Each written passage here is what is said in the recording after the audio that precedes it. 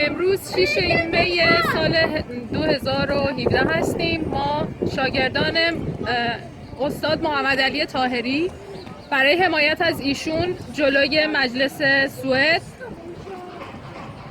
جمع شدیم تا اعتراض خودمون رو به گوش جهانیان برسونیم.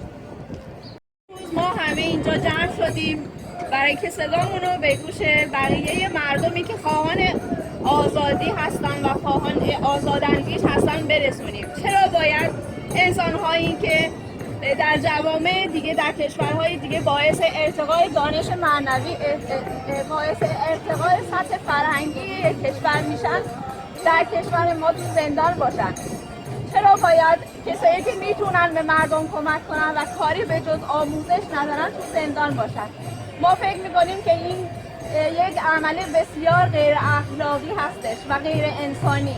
ما انسان‌های سیاسی نیستیم، ما به سیاستشون کاری نداریم، ولی این عمل غیر انسانیه، این عمل غیر اخلاقیه و ما به خاطر اینجا جمع شدیم که بگیم اعتراض داریم به این مسئله.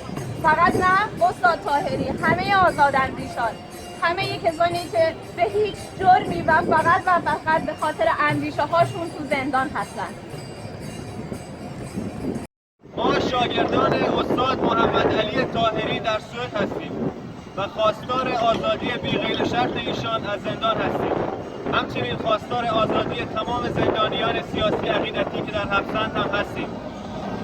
فری مستر طاهری! فری مستر طاهری! فری مستر طاهری!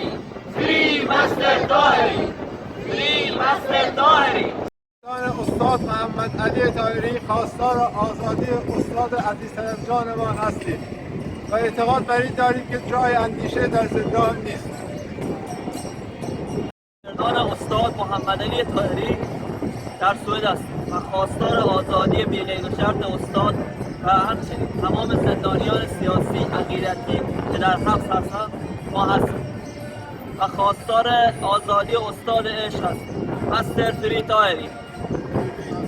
شاگردان استاد محمد علی طاهری استاد عشق و اندیشه امروز 6 می ماه 2017 در مقابل مجلس استکهلم در سوئد دور هم جمع شدیم تا اعتراض خودمون رو نسبت به زندانی شدن این استاد گرامی به گوش جهانیان برسونیم.